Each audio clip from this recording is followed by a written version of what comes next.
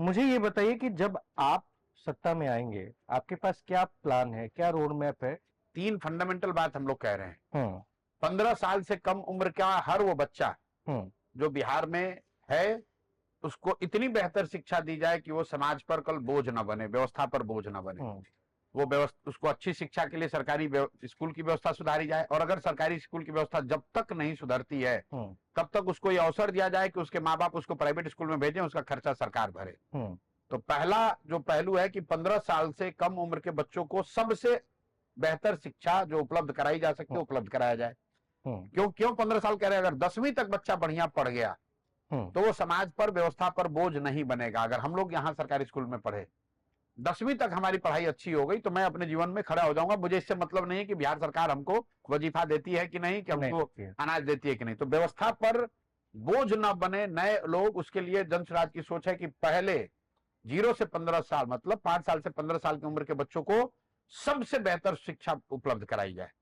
दूसरा, 15 साल से 45-50 साल की उम्र के जो लोग हैं जिनको पढ़ाया नहीं जा सकता है, आप आकर कितनी अच्छी शिक्षा व्यवस्था बना दें, जो 40 साल का आदमी उसको नहीं पढ़ा सकते हैं, उसको कैसे बेहतर उसकी जिंदगी को बनाया जाए। उसके लिए जन स्वराज का फिलॉसफी है, जो सोच है, परिकल्पना है कि उनके हाथ में पूंजी उपलब्ध कराया जाए।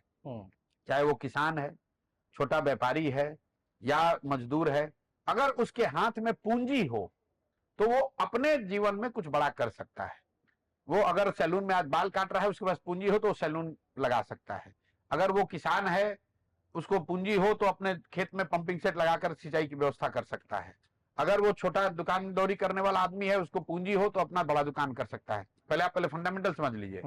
5 से 15 को पढ़ाई, 15 से 45 को पूंजी, और जो बूढ़े लोग हैं उनको कम से कम 2000 रुपया मिले, ताकि वो बेसिक जीने खाने का व्यवस्था कर सके, जिनको बिहार में सिर्फ अभी 400 रुपया मिलता है। अब आप कहेंगे, ये अब आपका सवाल हो कि शिक्षा कैसे सुधारिएगा, पूंजी कैसे दीजिएगा, ये 2000 रुपया कैसे दीजिएगा। शिक्षा सुधारने का मैंने आपको बताया कि बिहार में शिक्षा की व्यवस्था सुधारने में करीब 10 बरस लगेंगे। मैं उनमें से नहीं हूं जो कहता है कि मैं कल आऊंगा कल सुधार दूंगा। 10 बरस लगेंगे, इतनी स्पष्टता है। 10 बरस लगेंगे। और उसका मॉडल जो है कि बिहार में हम लोगों ने देखा है, नेतरहाट एक विद्यालय होता था जो सरकारी विद्यालय है। एक नेतरहाट से 1500 से ज्यादा IAS IPS आज बने हुए, तो सरकारी स्कूल है। अगर नेतरहाट जैसा विद्यालय हर प्रखंड में 5 बना दिया जाए तो बहुत हद तक ये संभव है कि अच्छी शिक्षा व्यवस्था उसके इर्द गिर्द खड़ी की जा सकती। हम लोग 500 विद्यालय हर साल बना सकते हैं, इससे ज्यादा नहीं बना पाएंगे, क्यों? उतना पैसा ही नहीं है। अगर हम 500 विद्यालय भी हर साल बनाएंगे तो अगले 10 साल में 5000 विद्यालय बना देंगे, जिससे कि बिहार में हर प्रखंड में 10 अच्छे विद्यालय हो जाएंगे। आपने कहा कि पूंजी कहां से आएगी? योजना से पूंजी नहीं आती है, सरकार के पास पैसा ही नहीं है, पूंजी कहां से देंगे ये लोग? बिहार सरकार का टोटल बजट है 2,46,000 करोड़। उसमें प्लान बजट इनका कितना? 10-20% भी नहीं है। 50,000 करोड़ भी सरकार के पास नहीं है साल भर खर्चा करने में। पूंजी कहां से देंगे? बिहार का जो प्लान एक्सपेंडिचर है वो 50,000 करोड़ से कम है साल का, तो आप इतने लोगों को पूंजी कहां से दे देंगे? पूंजी आपको बैंकों से दिलाएंगे। बैंक से दिलाएंगे इसलिए कि ये अब पैसा कहां है बैंक के पास? बैंक जो है वो बिहार से हर साल करीब करीब 2 से 2.5 लाख करोड़ रुपया ट्रांसफर करते हैं दूसरे राज्यों में। ये पैसा बिहार के लोगों का पैसा है। एक रेशियो होता है RBI का जिसको कहते हैं CD रेशियो, जो ये बताता है कि कितने बिहार के लोग कितना पैसा बैंकों में पैसा जमा कर रहे हैं और उसके एवज में कितना पैसा बैंक यहां लोन के तौर पर, पूंजी के तौर पर लोगों को दे रहा है। देश के स्तर पर यह आंकड़ा 70 से 75% होता है। मतलब देश भर में जितने लोग 70 पैसा जमा करते हैं बैंक में, उसका 70 से 75% पैसा बैंक वापस ऋण के तौर पर आपको देता है, घर बनाने के लिए, गाड़ी लेने के लिए, बिजनेस करने के लिए, जो भी आप काम करना चाहते हैं, पढ़ाई करने के लिए। बिहार में यह आंकड़ा है 40%। मतलब बिहार के लोग जो पैसा जमा करते हैं बैंक में, उसके एवज में बिहार के बैंक सिर्फ 40% लोन देते हैं। इसका असर क्या होता है? इसका असर यह है कि 1990 से पिछले वित्तीय वर्ष तक बिहार से बैंकों ने 26 लाख करोड़ रुपया ट्रांसफर किया दूसरे राज्यों में। 26 लाख करोड़ रुपया। ये टाटा बिरला का पैसा नहीं है, किसी उद्योगपति का पैसा नहीं है, बिहार की आम जनता ये बिहार की आम जनता का पैसा है। ये पैसा गया कहां? ये पैसा गया गुजरात, ये पैसा गया तमिलनाडु, ये पैसा गया आंध्र प्रदेश, तेलंगाना, केरल। क्योंकि वहां CD रेशियो कितना है? वहां CD रेशियो 80, 85, 90, 95, 100। ये मेरा आंकड़ा नहीं, RBI का आंकड़ा है। तो अगर आंध्र प्रदेश में लोगों ने बैंक में जमा किया 100 रुपया, लोगों को ऋण मिला 105 रुपया, बिहार में लोगों ने जमा किया 100 रुपया, हमको ऋण मिला 40 रुपया। कि बिहार में सीडी रेशियो कम क्यों है? क्योंकि यहां ना लोगों को, नेताओं को इसकी समझ है, ना इस पर कोई ध्यान है। और ऐसा नहीं कि ये बैंकों की मनमर्जी है कि वो जहां चाहे वो करें।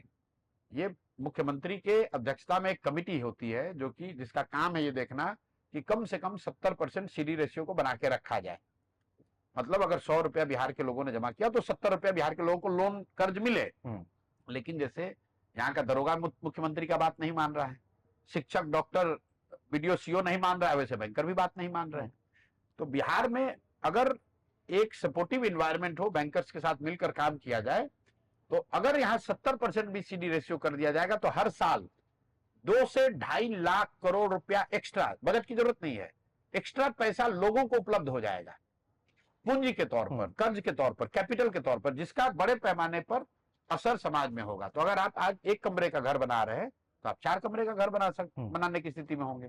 आप अपने खेती में इन्वेस्टमेंट कर पाएंगे, आप अपने बिजनेस व्यापार को बढ़ा पाएंगे। आज 4 गाड़ी आप टैक्सी के तौर पर चलाते हैं, कल 40 गाड़ी चलाने की स्थिति में हो जाएंगे, क्योंकि बैंकों से ऋण सुलभ हो जाएगा, वो पैसा आपको उपलब्ध हो जाएगा। तो पहला है शिक्षा, दूसरी है पूंजी, और तीसरा, हम लोग ये नहीं कह रहे कि हम बिहार के जितने गरीब हैं सबको बढ़िया बना देंगे, लेकिन जो 400 रुपया मिल रहा है उसको मैं 2000 रुपये करना चाहता हूं। क्यों करना चाहता हूं? क्योंकि प्रति व्यक्ति जो एक्सपेंडिचर है, जो देश का पर कैपिटा एक्सपेंडिचर का जो डेटा है वो बताता है कि एक बेसिक मिनिमम जो राष्ट्रीय औसत क्या है, मतलब कितना पैसा आप कमाते हैं उससे मतलब नहीं, कितना पैसा आप खर्च करते हैं। पर कैपिटा बेसिस पर मैं चाहता हूं कम से कम 2 से 2.5 हजार रुपया आदमी खर्च करे तो एक डिग्निफाइड बेसिक जो खाना पीना है उतना हो सकता है बिहार में। बेसिक बात यह है कि पूंजी का बहुत बड़े स्तर पर पलायन हुआ है, इसलिए जनसुराज की जो सोच है कि पूंजी के पलायन को रोककर बुद्धि का पलायन रुकेगा, और जब पूंजी और बुद्धि का पलायन रुकेगा तो श्रम का पलायन अपने आप रुक जाएगा। इसलिए ये 3 फंडामेंटल बात कह रहे हैं। 5 से 15 के लिए पढ़ाई, 15 से 45 के लिए पूंजी रोजगार, और जो बूढ़ा है उसको खाने जीने के लिए 2000 रुपया।